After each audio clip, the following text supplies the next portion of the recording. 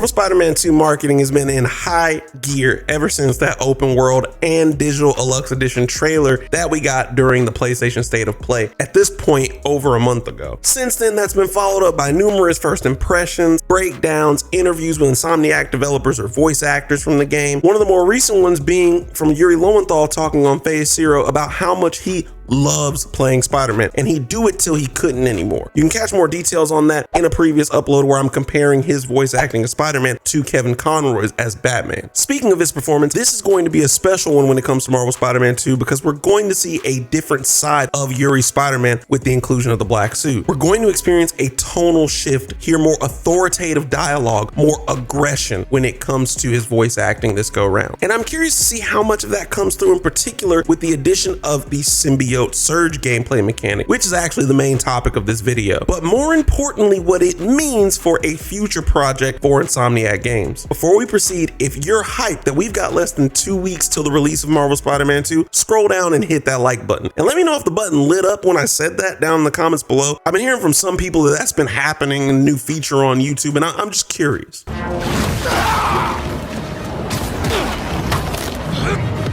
Warning, structural collapse. Now, the Symbiote Surge is the new Berserk style mode that players will be able to execute once a certain meter for it fills, sans God of War. Once activated, Spider-Man temporarily takes down enemies with powerful and aggressive symbiote attacks that are a bit more ferocious than the usual pulled punches. This addition is something that gives a bit more depth to the gameplay with the inclusion of the black suit, and will probably be pretty useful when you're in a tight spot with a vast amount of enemies to deal with. But what I haven't seen anyone talk about is how this gameplay mechanic is a spot-on proof of concept from Marvel's Wolverine and its combat style. Now, if you're a Marvel fan, then you know Logan is no stranger to aggression and brutality. It's why many fans have a heavy expectation that Marvel's Wolverine is going to be M-rated, which is currently rumored to be, as well as having similarities to God of War, but no confirmation from Insomniac just yet. And if you're wanting to be up to speed whenever we do get any confirmations or updates in regards to Marvel's Wolverine, you should probably go ahead and subscribe to the channel. But if it turns out to be true and the game features dismemberment and brutal takedowns, I can totally imagine Wolverine having some form of a feral or berserker mode where he goes all out with 1 to 2 hit fatalities on his enemies. It just fits the bill for what players would expect from a character like Wolverine, and based on past games like the X-Men Origins movie tie-in title. If you paid attention, Insomniac has typically tested out new mechanics as a proof of concept for a new and fully expanded gameplay feature in their next title. The earliest example of this being the Heist DLC for Spider-Man PS4, where Black Cat served as an AI companion that was capable of performing a team takedown with you. This was something that we saw slowly become more fleshed out in the Spider-Man Miles Morales spinoff title,